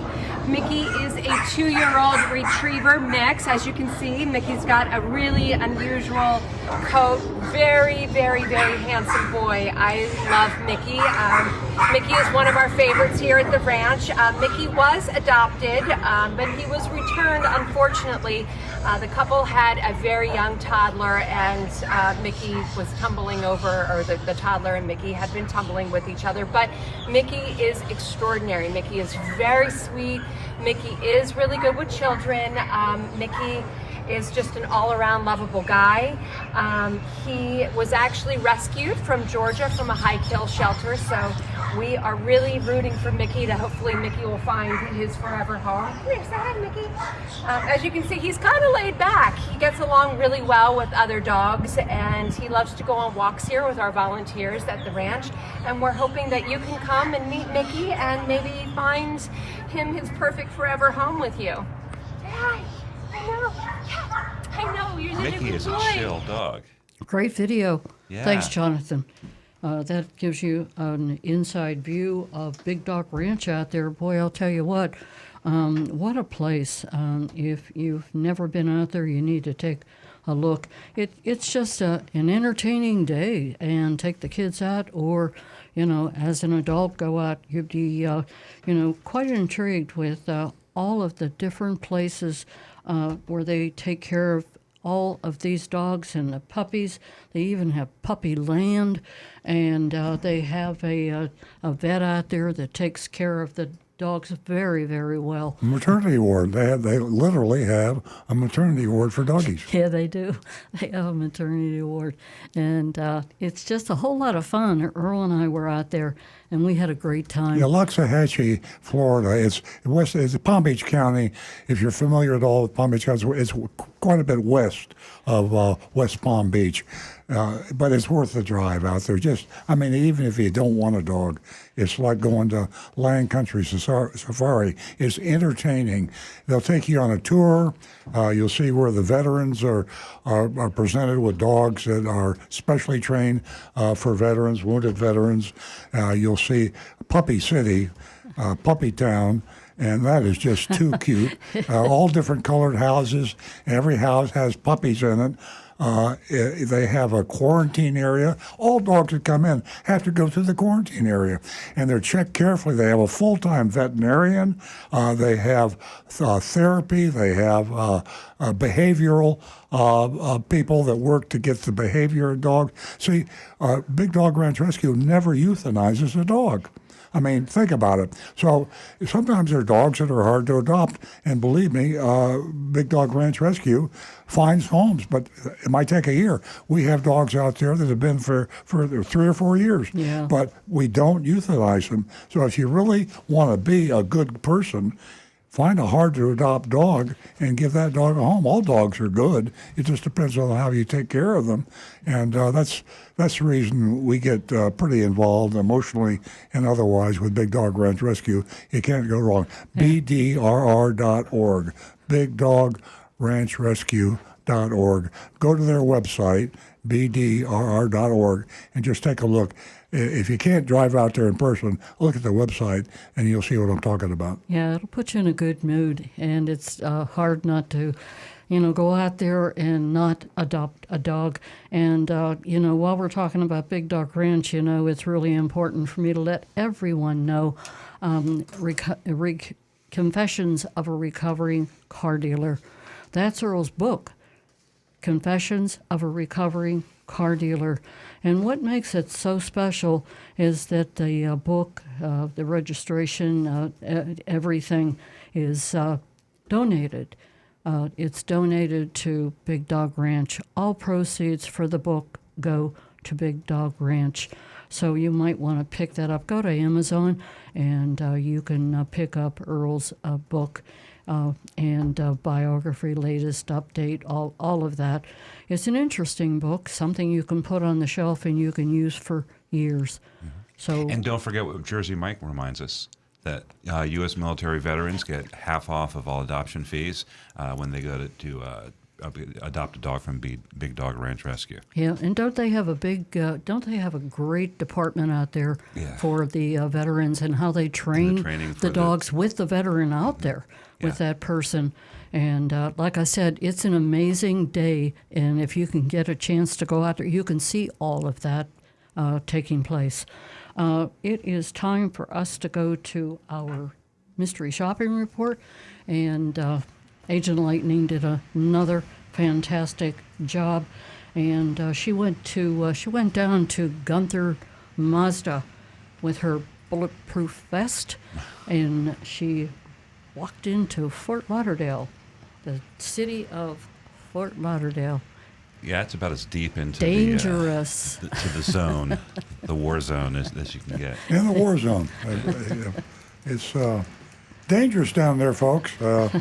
No exaggeration. You car buyers, I'm telling you, if you can survive car shopping in South Florida, you can survive the jungles. Well, you will get a Purple Heart for sure. Right. But at any rate, Gunther, a well-known name, originally a Volkswagen dealer, and then grew from. It's a family dealership. It grew and grew and grew, and finally sold out. I think. This is Gunther Mazda. I'm not sure whether the Gunther family still owns Gunther Mazda or not. You really can't depend on the names anymore because a lot of the public companies and other people will keep the old names. The Arrigo, a lot of you folks see Arrigo Brothers doing that crazy commercial if you're in South Florida, and that's now owned by the Morgan Auto Group, which is probably has 100 dealerships. So names mean nothing. If you have a familiar name, oftentimes the public companies continue to use it. So I'll be reading this report that Stu was kind enough to put together for us. And, of course, the star of the show is Agent Lightning, our female undercover agent who does an incredible job. It's amazing how she hasn't been caught yet. I mean, she's shopped how many, hundreds of dealerships? At this point, yeah. Yeah, I mean. It's amazing. And they have her on the computer, too, because she does buy a lot of cars, actually, and for herself and her family. She's got a big family. And she also is. It's about 50. Well, it's about 50 a year because she does multiple. And she's about 4 years with us now. So there's 200 shops right there. So we don't give her name out because of the fact that we want her to be undercover. So I'm speaking as if I were Agent Lightning. I arrived dinner time on Friday. I was yesterday, and was greeted by their front desk lady, a salesman. This is Gunther Volkswagen, by the way, in Fort Lauderdale, Florida. A salesman was walking towards us, and she asked if he was available for a potential sale. I mean, what's she going to say? He said, of course, and asked me to go with him to his desk. He introduced himself as Ali, A-L-I, and asked my name as well. Once at his desk, he asked me how he could help me that evening. I replied, I'm here to buy a new car, and I need to be either just under or at $40,000 out the door. He asked me what type of vehicle I was looking at. I said, well, what do you have in my price range? Ali suggested a Mazda 3 and had me follow him over to one that was on the showroom floor. You like this one? Ali asked. I do, but will I be able to be under the $40,000 out the door? That's a great term, not only to learn, but to describe and define to the person you're dealing with. Out the door. Out the door means the price you write the check for and hand it to the salesperson, and the salesperson gives you the car and reads. So he said that, and I agreed, so we left to get it. Ali returned a few minutes later and asked me to come outside with him. He had the exact same car, just with a different VIN. I put a question mark there. I guess. Same MSRP. Yeah. Okay. It must have a lot of cars. It was a new Mazda 2024. That is new. I say that because they're still selling 2023s, maybe some 2022s. Who knows? Mazda 3, 2.5 carbon. What are these names? Carbon turbo names. Zircon metallic gray. A gray Mazda 3. There we go. Yeah, right. The Benoni label lay on the dashboard, as usually is the case in South Florida. In other parts of the country, they leave it on the window, which is where the federal government says it must be by law. But in South Florida, to hell with it. We put them anywhere we want to put them. Sometimes we hide them. Sometimes and we put them in the trunk, the back seat. We put them, under the front seat. We hide our Benoni labels here in South Florida. Right. So the Benoni lay on the dashboard, and I was able to see the MSRP was $33,125.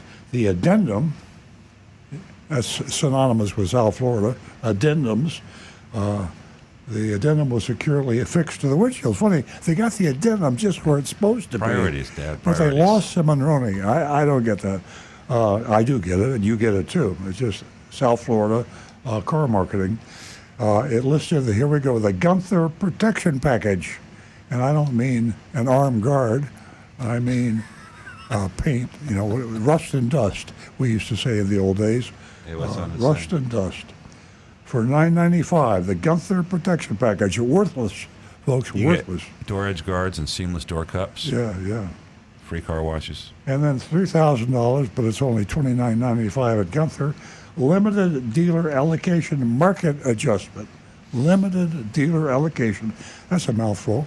Rick? Yeah, I noticed on that addendum, it also was giving you 3 years worth of oil changes. Mm-hmm.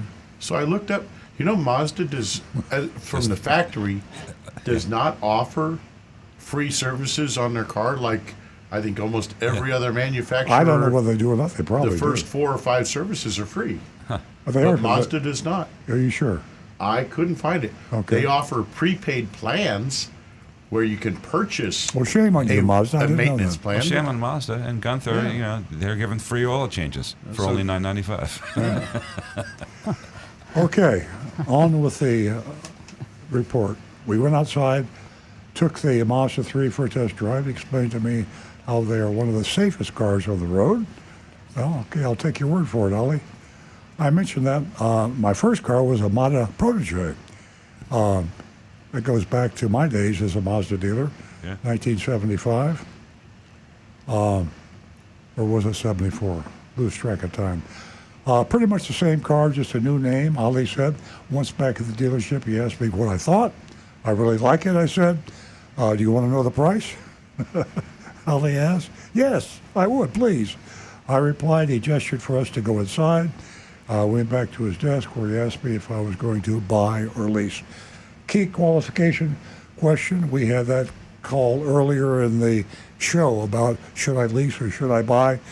The dealers want you to lease because they can make more money that way. And it's okay to lease as long as you're educated. 6 of one, half dozen of the other. I said in my role as the mystery shopper, Agent Lightning, I'm paying cash. He got a little more information from me and then said he would be right back with a price. A few minutes later, returned with a worksheet. Always got to have the worksheet. Why? Because it's not a legal document. They can basically say and do anything they want to on that worksheet, and it's not a legal document. That was completely devoid of details. Said he could do it for $37,500 OTD out the door. He wrote it on the paper with a smelly black Sharpie pen. I question mark. What's a smelly? You don't use Sharpie pens ever? They have a strong They have a strong aroma. odor. Oh, that's right. And they're commonly used. I have a terrible people nose. sniff- Give a terrible sense of smell, I think. I've never smelled a Sharpie Some- You pen. probably used them. You just didn't smell them. Some people sniff them. I said, can you give me a breakdown of what the fees will be for this today? Sure. Give me a moment, please. Ollie said. He picked up the sheet, flipped it over, and wrote the following. Okay. $2,144 tax, $450 new tag, $989 dealer fee. Boy, they're still using the old term dealer fee. They call it that. That was what they did in the old days until dealer fees got a bad name, so they just changed the name to everything else but dealer fee. You got to say Gunther and Mazda still sticking with the old term dealer fee, which is junk fee. That's the current modern name. They might have invented it. They might have invented it, yeah. And a $399 electronic filing fee. Did they really have an ELEC, L-E-C-K? He wrote. Yeah. He wrote ELEC. He wrote ELEC fee, yeah. With a K. Electronic filing fee. So that's another junk fee. That's to pretend like it has something to do with the Department of Motor Vehicles, to pretend like it has something to do with tax and tag and registration, and it doesn't. It's junk fees. They're hidden. They're deceptive, and they will be illegal in July if the court decides that the Federal Trade Commission can proceed with their cars regulation, combat auto retail scams, which is now on hold because the Texas Automobile Dealers Association and the National Automobile Dealers Association have petitioned the court. And I know I'm digressing here, but I have to say that I've agreed. I've told the Federal Trade Commission I'm in the process of filing an amicus. You lawyers know what that is. That's a friend of the court petition to the court in Texas, saying that I think that dealers should have these regulations, and as a dealer that will carry weight with the court. And as I digress, I will say to all you dealers out there listening who are afraid to call the show, I wish you would consider, if you're an honest dealer, filing a friend of the court amicus petition with the Texas court to allow the Federal Trade Commission to do their thing in July 30th to stop the BS with these junk fees that you're being charged now and getting away with. So if you're an honest dealer, I'd hate to be an honest, I am an honest dealer in South Florida, but if you're another honest dealer in South Florida, let me tell you, it's not easy. You advertise a price, and all the other dealers lie, cheat, and steal, and they cut your price by $2,000 or $3,000, and you can't sell the vehicle at their price because they're adding junk fees, dealer install accessories, and they're screwing you. Yeah, Mullinex boys. Yeah. Brothers. Yeah. And join us. Yeah. Who's writing up the amicus? Is Gary doing that for you? I don't know. I haven't had any response to my plea to file an amicus. I've got an attorney and a different attorney doing it. Oh yeah. Our attorney referred you have to have an appeals attorney. Okay. So I have an appeals Someone attorney who in knows the South Supreme Carolina, Court. I think, Okay. doing the amicus. Hey, let me put this in. Junk fees make it difficult, if impossible, for consumers to comparison shop. That's a sin right there. And we got cars is very, very important. Go ahead, Earl. So after my digression to the Cars. amicus and to the cars, combat auto retail scams, I go back to the mystery shopping report I've gone through Volkswagen. So I just got hit with a bunch of junk fees and BS So I thanked the salesman, Ali, in my most sarcastic tone I could muster, and then asked if I could use my credit card to purchase the car in full. Now, this is something I'm sure that Stu asked Agent Lightning to try because we came across some interesting information, and we'll tell you about that in a minute. Unfortunately, Ali said, you could only put up to $10,000 on your credit card, plus you'll be charged a 3% fee to use it. Wow. Ali explained. Holy moly. Yeah. Oh, my. I was reading an article online where customers were saying they are putting the full amount on credit card with no fees to them. Are you sure? I asked. Yes, here at Gunther, we're not doing that. I'm not saying you would do this, but theoretically, you could then dispute the charge and fight the transaction. We've just recently increased the allowable amount to $5,000 from $5,000 to $10,000, Ali said. So that's something we didn't think about, but that's just another reason why dealers are bad people. If someone tells you you can't use your credit card because you might find out that I screwed you and you stop payment, you don't want to do business with those people. I mean, I can go to Amazon and buy anything in the world and use my credit card. And Amazon doesn't say you can only put $300 or $3,000 on your credit card. So there's another red flag. They know that you, in the car business, we say, I have an expression, they must have come out of the ether.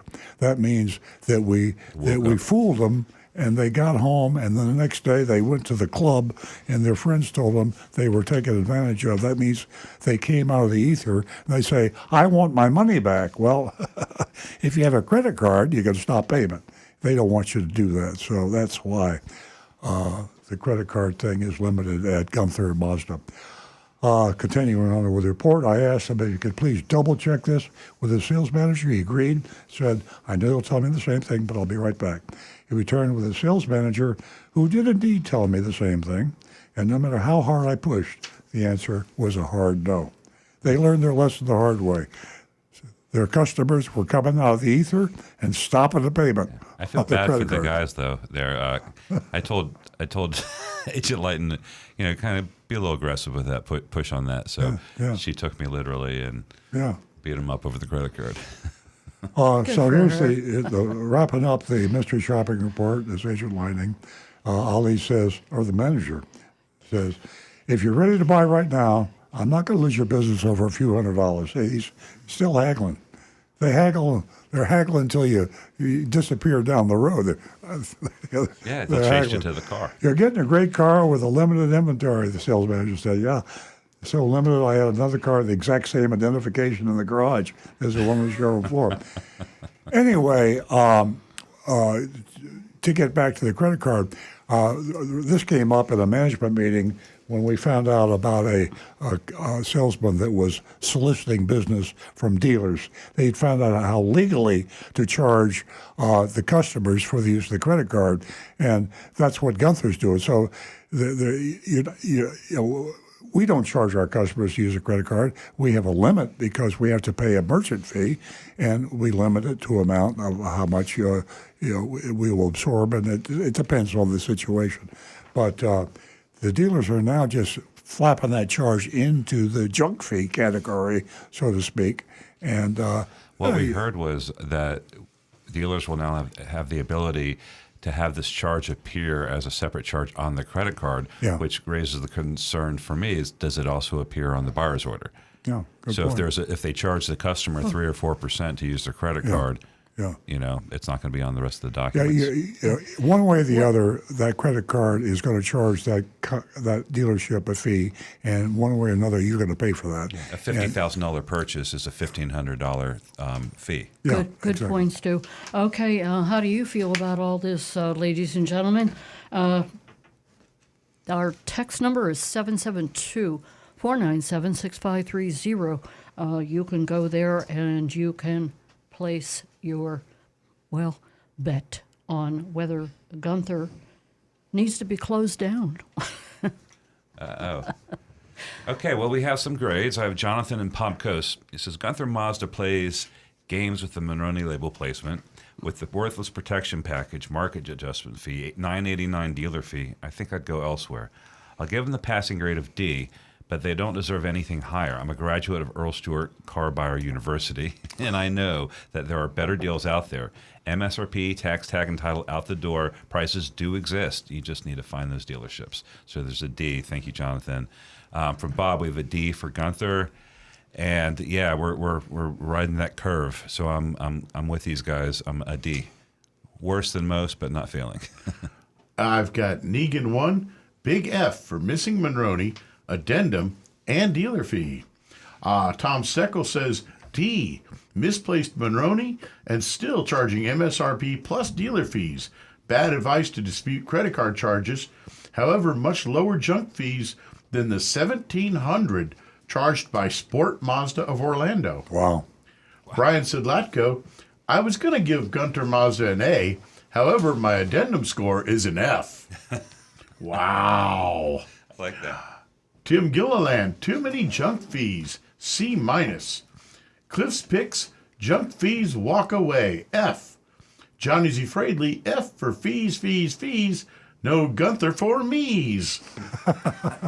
Did they spell that with a Z? He did. Cliff's Picks says, paying the extra fees, they are now upside down even more. Rocky Blockatiel, I give him a D for D's fees. D's fees. Jodid says, typical, not good, D. And Kevin Bryson says, I'll give him a D. I tried shopping there a year ago, and it was a similar experience. Sad to learn they haven't changed. Thank you, Rick. For me, it's Earl? a D. D's D? fees. Okay. Earl? D. D. Okay. For Nancy? F. For Gunther Mazda, Fort Lauderdale. And, you wonder why Caitlin Lefkoff, the reporting intern for Automotive News, wrote recently, look it up, you can Google it, why consumers distrust dealerships. I mean, it is running high. Take a look. It's a great read. Ladies and gentlemen, thank you for joining us this Saturday morning. It's been a pleasure. Always a pleasure. You make the show. We'll see you right back here next week, 8 a.m.